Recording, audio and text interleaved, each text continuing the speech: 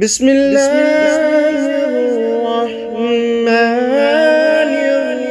الرحيم.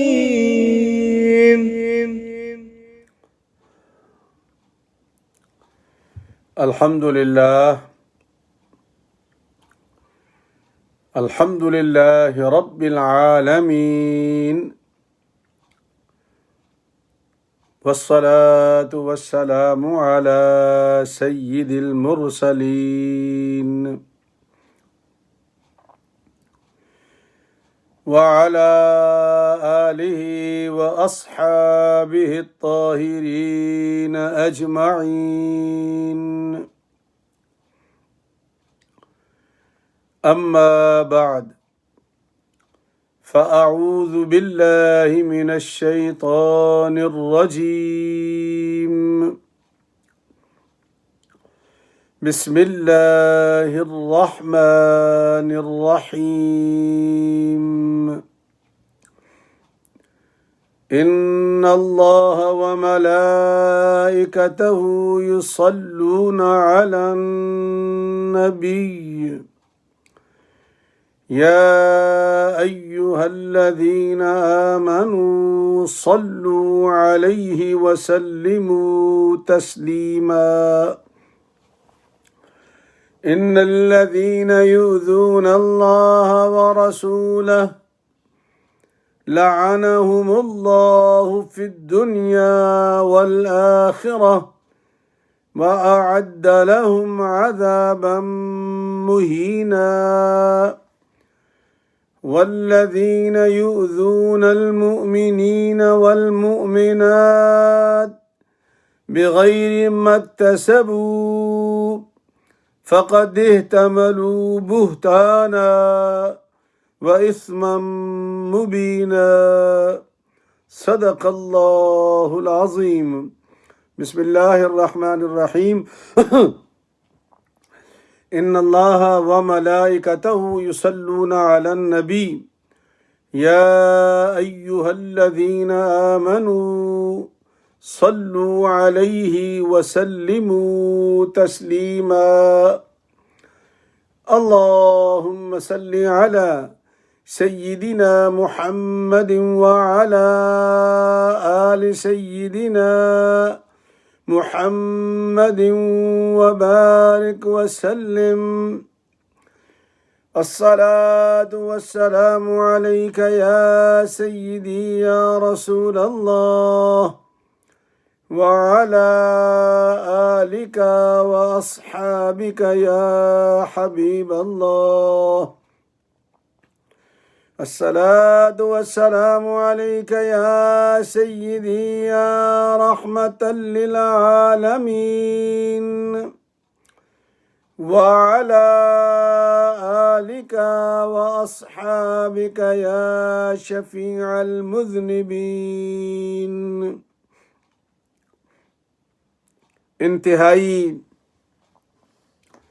واجب الاحترام دوستو، بھائیوں، عزیزوں، عزیز بچوں، بہنوں اور بیٹیوں، السلام علیکم ورحمۃ اللہ وبرکاتہ. الحمدللہ،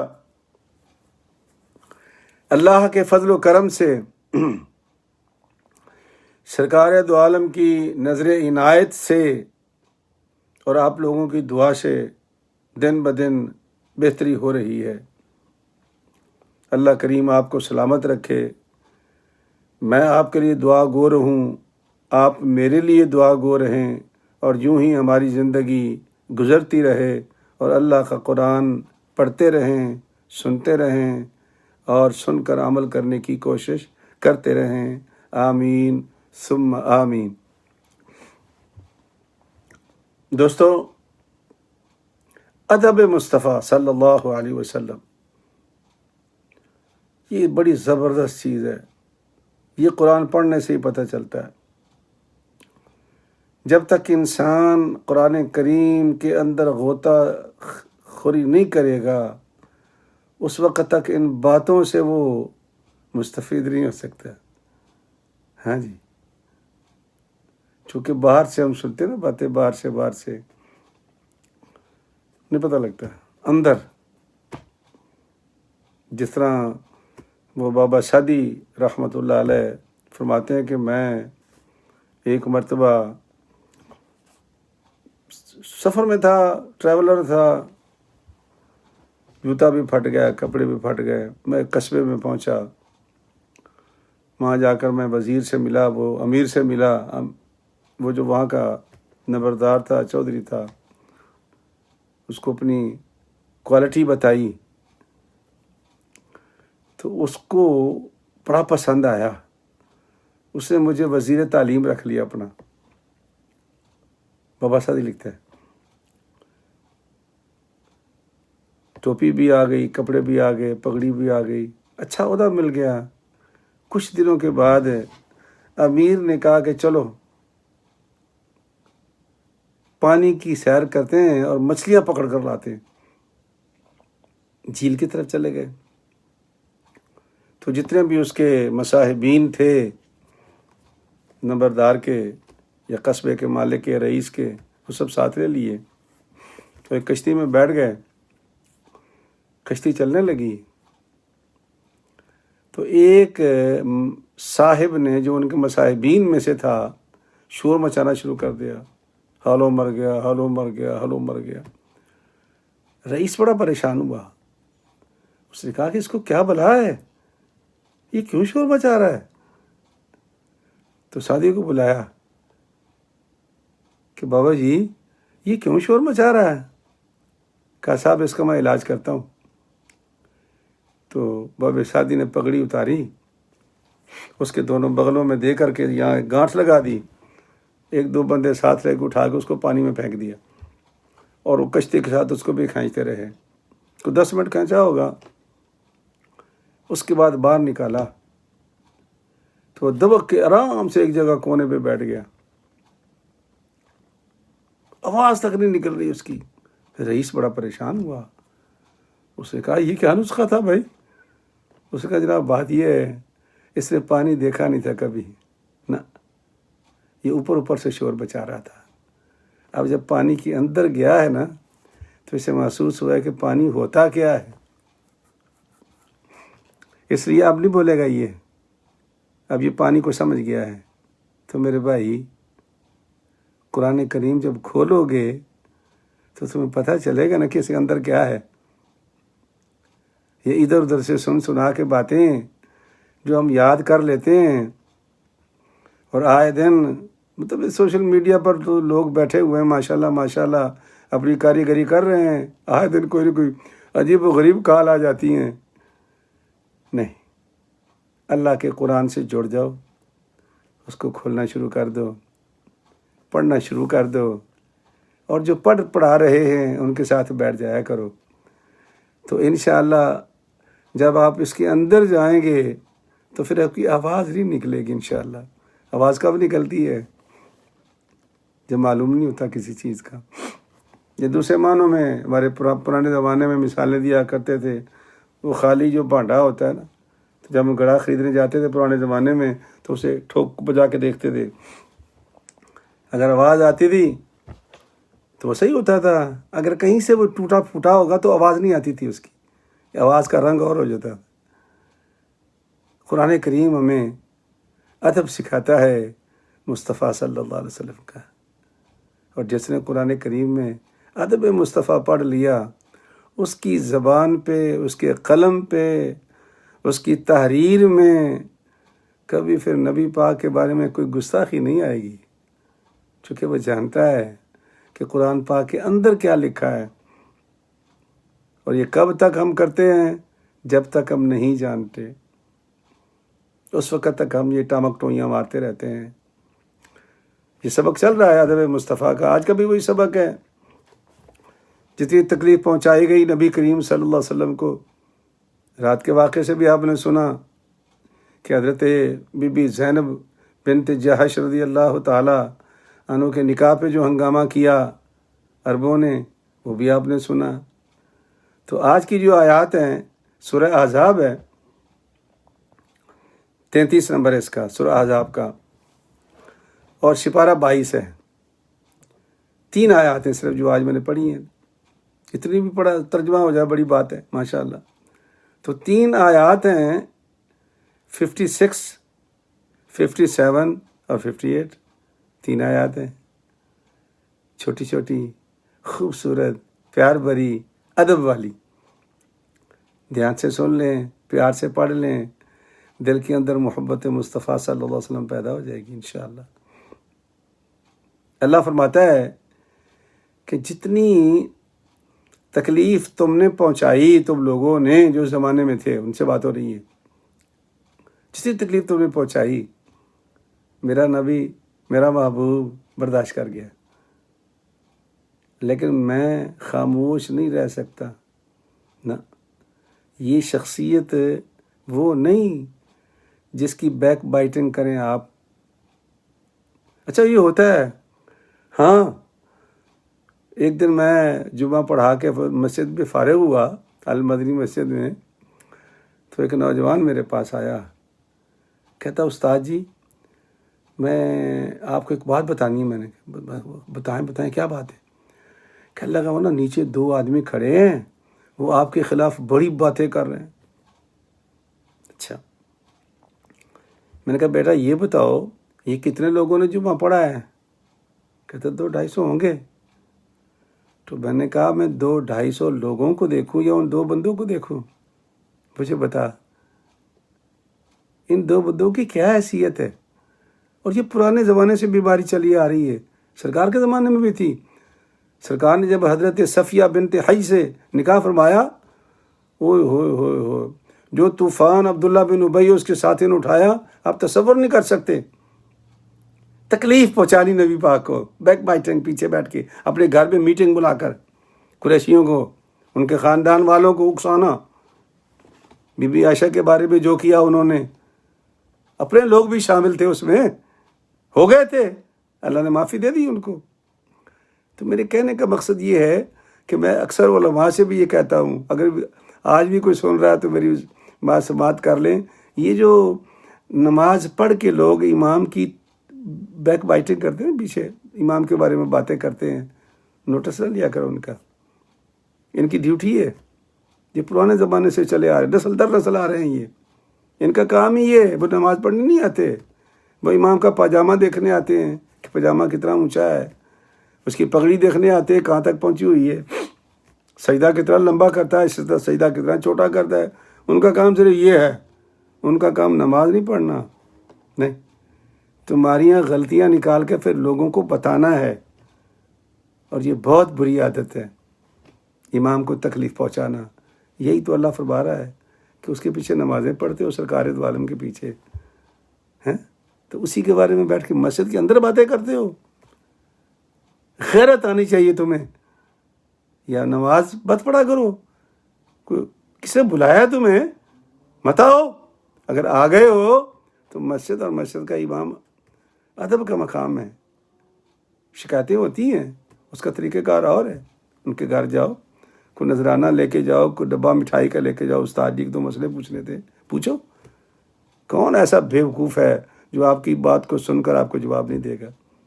لیکن اگر آپ گلی میں کھڑے ہو کر, مسجد کے پیچھے ہٹ کر, صفوں میں بیٹھ کر امام کی بیک بائٹنگ کرو گے تو کیا تمہیں ثواب ہوگا اس بات کا؟ نہیں, یہ بہت بری عادت ہے. چھوڑ دو اس کو, یا نماز پڑھنا چھوڑ دو. سرکار دو عالم صلی اللہ علیہ وسلم کو یہی تکلیف پہنچاتے تھے. تو اللہ کریم نے یہ تکلیف پہنچانا پسند نہیں فرمایا. فرمایا لوگوں, ہونا تو یہ چاہیے تھا کہ میں نے جب محمد الرسول اللہ کو تمہارے پاس بھیجا ہے تو میں نے تو بھیج کے تو اس کی تعریف و توصیف کی ہے. اللہ کیا فرماتا ہے؟ وَرَفَعْنَا لَكَ ذِكْرَكَ, محبوب میں نے تیرے لیے تیرا ذکر ہی بلند کر دیا ہے نا. وَرَفَعْنَا لَكَ ذِكْرَكَ, میں نے تیرے لیے, تیری خوشنودی کے لیے, تیری رضا کے لیے تیرا ذکر ہی بلند کر دیا ہے. تو اللہ فرماتا ہے جس کا میں ذکر بلند کروں, جانتے ہو میں کیا کرتا ہوں؟ ان اللہ و ملائکتہ یصلون علی النبی، میں خود خدا بھیجنے والا جب میں اپنے نبی کو اپنی رحمت دے رہا ہوں. کہتے کہ اللہ تعالیٰ رحمت بھیجتا ہے، شفاعت بھیجتا ہے، کرم بھیجتا ہے، برکتیں بھیجتا ہے اپنے محبوب پر، اور ملائکہ دعا کرتے ہیں یا اللہ اس محمد الرسول اللہ کے درجوں کو تو بلند کر دے، مقام محمود پر تو فائز کر دے. فرشتے دعا کرتے ہیں، اللہ رحمت و برکتیں بھیج رہا ہے. تو اللہ فرماتا پھر تمہاری کیا ڈیوٹی ہے کہ تم پیچھے بیٹھ کے بیک بائٹنگ کرو؟ میں خود خدا جو بھیج رہا ہوں، میں تو برکتیں بھیج رہا ہوں، رحمتیں بھیج رہا ہوں، ذکر کو بلند کر رہا ہوں، اور تم لوگ تنگ کر رہے ہو ان کی بیویوں کے بارے میں، ان کی شادیوں کے بارے میں، ان کی تعلیم و تربیت کے معاملے میں. یہ کام کر رہے ہو تم، مت کرو یہ. آ جاؤ میرے ساتھ، آ جاؤ میرے ساتھ. اللہ کیا فرماتا ہے؟ آ جاؤ میرے ساتھ. ان اللہ و ملائکتہ یصلون علی النبی، میں برکت بھیج رہا ہوں، فرشتے دعا کر رہے ہیں اے ایمان والو تم نبی پہ صلاۃ و سلام پڑھنا شروع کر دو. تم نبی پہ صلاۃ و سلام، یعنی کیا طریقہ کار اللہ بتا رہا ہے کہ وہ اس مصیبت سے جان چھڑاؤ اور آ کر کے سرکار کی بارگاہ میں نذرانہ عقیدت پیش کرو.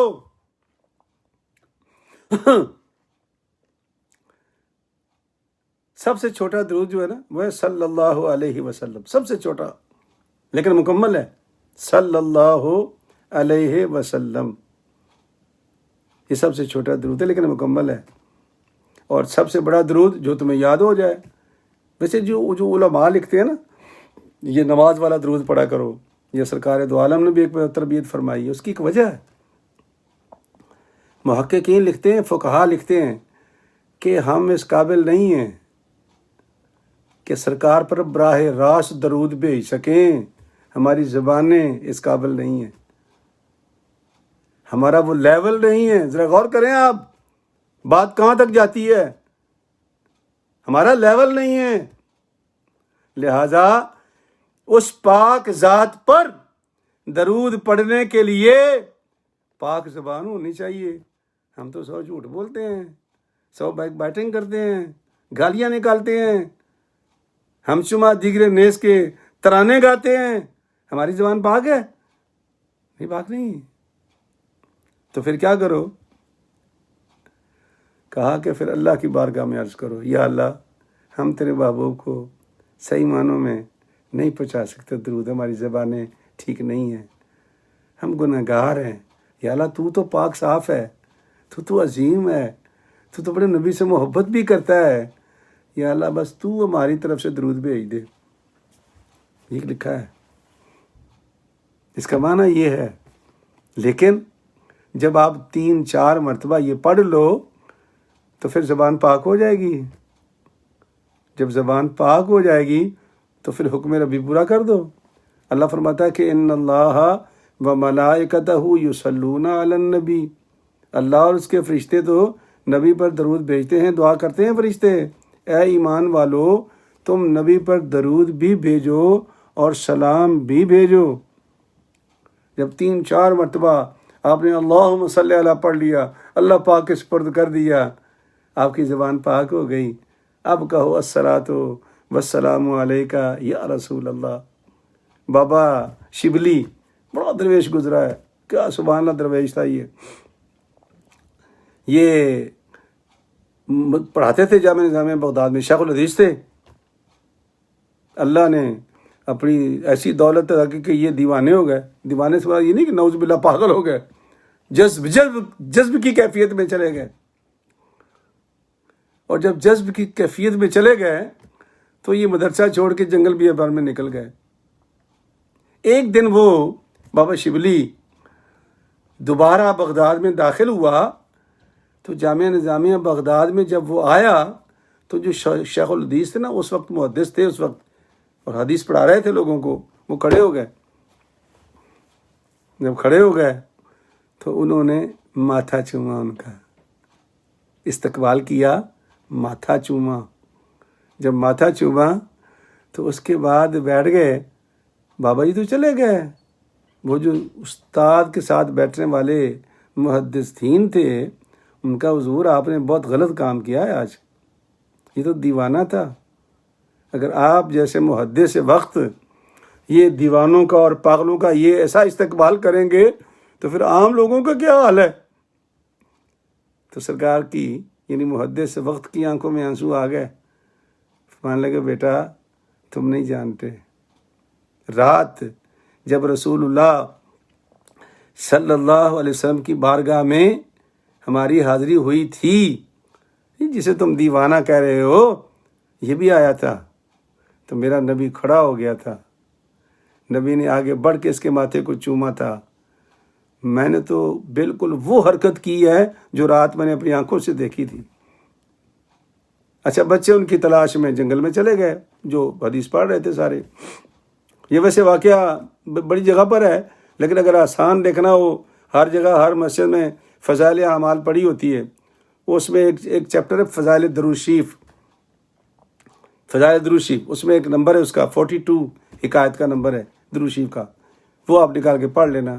وہ آسان نہیں ہے، ہر مسجد میں پڑھی ہوتی ہے فضائل اعمال، اردو میں لکھی ہوئی، تکلیف بھی نہیں ہوگی آپ کو. تو وہ تلاش میں نکل گئے بابا جی کے. جب وہاں بابا جی کے پہنچے تو بابا جی نفل پڑھ رہے تھے. جب وہ نفل پڑھ کے فارغ ہوئے تو مدینہ شریف کی طرف منہ کر لیا انہوں نے.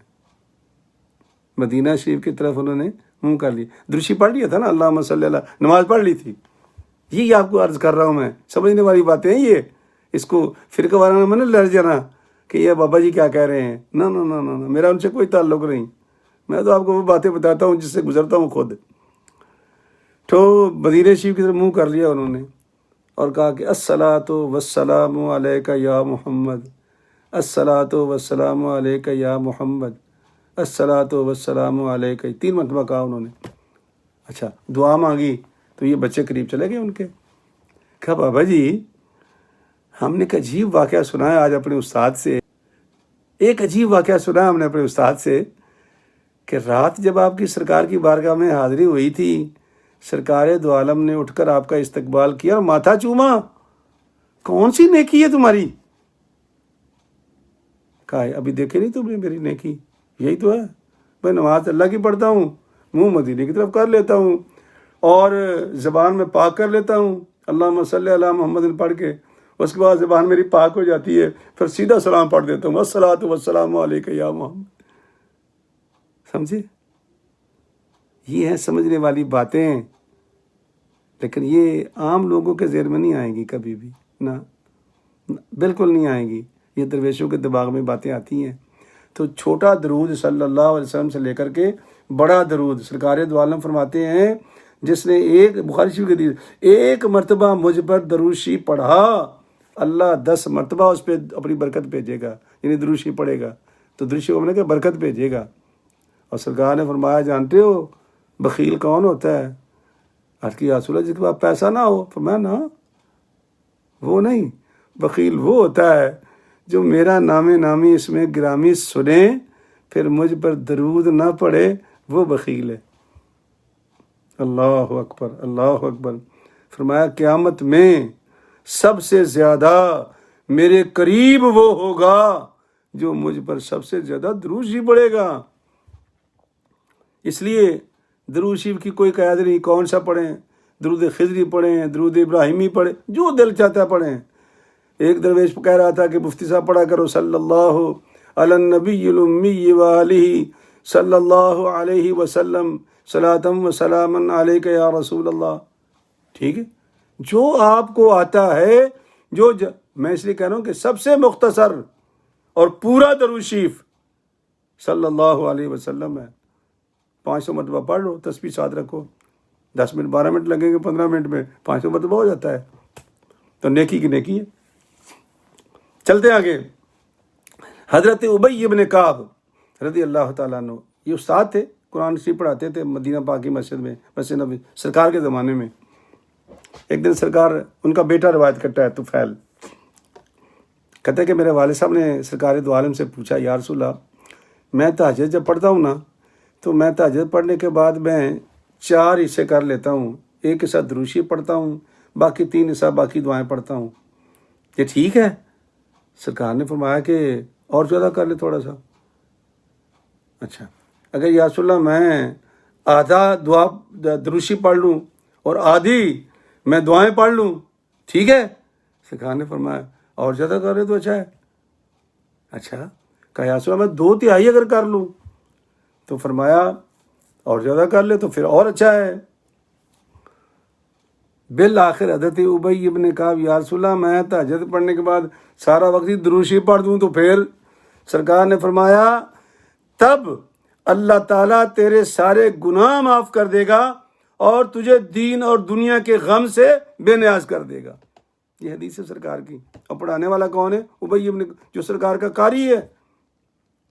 بہرحال یہ تو درود شریف پر تو آپ نے بڑی باتیں سن رکھی ہیں، میں تو برکت کے لیے 2-3 باتیں آپ کی خدمت میں عرض کر دی ہیں۔ تو اللہ فرماتے ہیں کہ اے ایمان والو، تم سرکار کے بارے میں باتیں نہ کیا کرو، یہ لکھ لکھانے کا کام بند کر دو، بلکہ کیا کرو، صرف میرے نبی پر درود پڑھا کرو اور سلام بھیجا کرو، اور سلام بھی ایسا بھیجو جیسا بھیجنے کا حق ہے۔ بعض دفعہ نا ہم جب نماز کے بعد سلام پڑھتے ہیں، بعض جگہ پر ہمارے یہاں بھی ہوتا ہے، المدینہ مسجد میں بھی، تو کئی بندے مجھے کان میں کہتے ہیں استاد جی کوئی 2 شعر پڑھ لیں، تو میں اس کو کان میں کہتا ہوں بھائی رب نے کہا صلاۃ و سلام علیہ، وہ کیا کہ صلو علیہ وسلموا تسلیما، دبا کے سلام پڑھ۔ بھائی تجھے کام ہے، تو چلا جا۔ او بھائی اللہ کا حکم ماننے سے ہمیں کیوں منع کر رہا ہے تو؟ ایک بندے نے مجھے کہا کہ یہ ایئرپورٹ کی مسجد ہے، آپ سلام نہ پڑھوایا کریں یہاں پر، کہتا یہ جائز نہیں ہے۔ تو میں کہا ٹھیک ہے، میں اعلان کر دیتا ہوں کہ بھئی نماز کے بعد، میرا کہ نمازی ہے، یہ کہتا ہے بھئی نماز کے بعد سلام نہیں جائز، تو آپ سلام نہ پڑھا کرو اس کو۔ کہتا ہے لوگ تو پھر مجھے ماریں گے۔ تو میں کہتا ہوں مجھے ہی پاگل دیکھا ہے کہ ڈنڈے میں کھاؤں؟ بھئی وہ 100-150 لوگ ہوتے ہیں، اگر وہ صلاۃ والسلام پڑھتے ہیں تو مجھے کیا تکلیف ہے؟ خود نہیں منع کرو گے؟ نہ نہ نہ نہ نہ، تمہیں کہیں گے کہ منع کرو ان کو سلام پڑھنے کو۔ بھائی آ جا، منع کر دو، ہم آپ کی اجازت دیتے ہیں، جو دل کرتا ہے کر لو ان سے۔ سلام سے منع کرو گے تم؟ لا حول ولا قوت الا باللہ العلی العظیم۔ ایسا نہ کرو، صلاۃ والسلام سے کبھی کسی کو منع نہ کرو، یہ تو جان ہے مسلمان کی، یہ تو ایمان ہے مسلمان کا، اسی میں تو لذت ہے انسان کی۔ سن لو اگلی آتے ہیں، اللہ فرماتا ہے ان الذین یؤذون اللہ ورسولہ لعنہم اللہ فی الدنیا والآخرہ واعد لہم عذابا مہینا۔ وہ لوگ جو سرکار کو تکلیف دیتے ہیں، اللہ اور اللہ کے رسول کو، ظاہر ہے کہ جی اللہ کے رسول کو تکلیف پہنچائیں گے تو اللہ کو تکلیف پہنچانا ہے۔ مطلب بی بی عائشہ کے بارے میں، بی بی صفیہ کے بارے میں، یعنی بی بی زینب کے بارے میں تھوڑا تنگ کیا تھا لوگوں نے نبی کو، سرکار دو عالم صلی اللہ علیہ وسلم کو ناک پہ دم کر دیا تھا۔ اللہ کریم نے نوٹس لیا ہے، پھر اللہ نے، میں اور آپ نہیں لے سکے، نہ لے سکتے ہیں، ہم تو مسلطوں کا شکار ہو جاتے ہیں۔ اور جی فلاں بڑی لمبی داڑھی تھی مولوی صاحب کی، وہ بھی تو یہ بات کر رہے تھے، اور جی فلاں نے بڑی اچھی پگڑی تم سے پہنی ہوئی تھی۔ او بھائی نبی تیرا ہے نا، پگڑی والے کا نبی نہیں ہے۔ تو اپنی فکر کر، اپنا تعلق اپنے نبی سے جوڑ، جو رب میرا سکھا رہا ہے ہمیں، تو اس کی فکر کر۔ یہ چھوڑ دو، میں بھی غلط بات کرتا ہوں تو مجھے بھی مت مانو۔ میں کب کہتا ہوں؟ میں تو صرف بتاتا ہوں بھائی، منواتا نہیں ہوں آپ لوگوں سے، بتاتا ہوں، میں بتا رہا ہوں، منوا نہیں رہا آپ سے، نہ، میں یہ کہتا ہوں اپنے تعلق کو اپنے نبی سے خود مضبوط کرو، کسی کا سہارا مت لو، چونکہ قبر میں جب نبی آئے گا وہ کسی سہارے کے نہیں آئے گا، اللہ اس کو ڈائریکٹ بھیجے گا۔ ما کنت تقول فی حق هذا الرجل، بتا اس بندے کے بارے میں کیا کہتا تھا؟ تو بلاؤ گے کسی لمبی داڑھی والے کو؟ بجاؤ گے مجھے مفتی صاحب کو بتاؤ؟ نہیں۔ اگر تمہارے دل میں محبت ہوگی تو وہ بولے گی، اور اگر تم نے پوچھ کے محبت بنائی ہوگی تو بھائی تیرے کس کام کی ہے یہ؟ نہیں، نہ کیا کرو، ڈائریکٹ اپنا تعلق پیدا کرو اپنے محبوب، اللہ کے محبوب سے بھی۔ آپ کا بھی تو نبی ہے نا، میرا بھی نبی ہے، کرو نا تعلق مضبوط۔ تو فرمایا کہ ان کے لیے دنیا کے اندر لعنت ہے، آخرت میں بھی لعنت ہے، وَأَعَدَّ لَهُمْ عَذَابًا مُهِينًا، اور میں نے جو ان کے لیے عذاب تیار کر رکھا ہے اس کا تو وہ تصور ہی نہیں کر سکتا۔ اور پھر وہ جو بی بی عائشہ، بی بی زینب، بی بی صفیہ، ان کے بارے میں جو باتیں بتائی گئی تھیں اللہ کریم نے اس کو مینشن کیا ہے۔ اللہ فرماتا ہے کہ وَالَّذِينَ يُؤْذُونَ الْمُؤْمِنِينَ وَالْمُؤْمِنَاتِ بِغَيْرِ مَا اكْتَسَبُوا، وہ مومنات اور مومن جنہوں نے کچھ نہیں کیا، آپ لوگوں نے گڈا ہی باندھ دیا اس کا، اس کے جھنڈے اڑا دیے سارے، یہ تکلیف پہنچاتے ہو ان کو نہیں تکلیف پہنچا رہے، تم نبی کو تکلیف پہنچا رہے ہو، اور تم نبی کو تکلیف نہیں پہنچا رہے تو اللہ کہتا ہے تم مجھے تکلیف پہنچا رہے ہو۔ والذین یؤذون المؤمنین والمؤمنات بغیر ما اکتسبوا، ان کے تصور میں بھی نہیں ہے، اور تم نے اٹھا کے گڈا باندھ دیا اس کا۔ فقد احتملوا بہتانا عظیما بہتانا و اسما مبینا، انہوں نے جو بہتان کھڑا کیا تھا، سرکار نے فرمایا نا کہ کسی کے اندر کوئی عیب ہو تو اس کو بیان کرنا غیبت ہے۔ بات سمجھ میں کیا کہہ رہا ہوں؟ اور جی میں تو سچی بات بتا رہا تھا، یہ غیبت ہے۔ اور سرکار نے فرمایا اگر اس کے اندر وہ ہو ہی نہ تو فرمایا پھر بہتان ہے، تو پھر بہتان کی بہت بڑی سزا ہے، یہ بہت بڑا گناہ ہے۔ اے ایمان والو بچ جاؤ، کسی کی بیک بائٹنگ کرنا، کسی کے گڈے باندھنا، کسی کی بچیوں کے بارے میں ایسی ہوائیں اڑانا، ایسی چھریاں چھوڑنا، یہ سب آپ کے لیے ٹھیک نہیں ہے۔ اللہ کریم نے منع کیا کہ مومن، یا عام ہے کہ مومن اور مومنات کو بغیر کچھ کیے جو کسی پہ گڈا باندھ دے گا، نہ صرف گناہ ہے، بہتان ہے، بلکہ اللہ تعالیٰ کے ہاں سخت عذاب بھی ہے۔ تو اللہ تبارک و تعالیٰ نے ایک مرتبہ پھر ہمیں اپنے محبوب کی تابع داری کا طریقہ سکھایا ہے کہ کچھ نہ کہو، کچھ نہ لکھو، کچھ نہ بولو، صرف نبی پر درود پڑھو۔ کیا خوبصورت راستہ ہے، ہاں جی، دنیا بھی بن جائے گی، آخرت بھی بن جائے گی۔ اللہ تبارک و تعالیٰ بھی ہمارا حامی و ناصر ہو، آمین۔ السلام علیکم ورحمۃ اللہ وبرکاتہ۔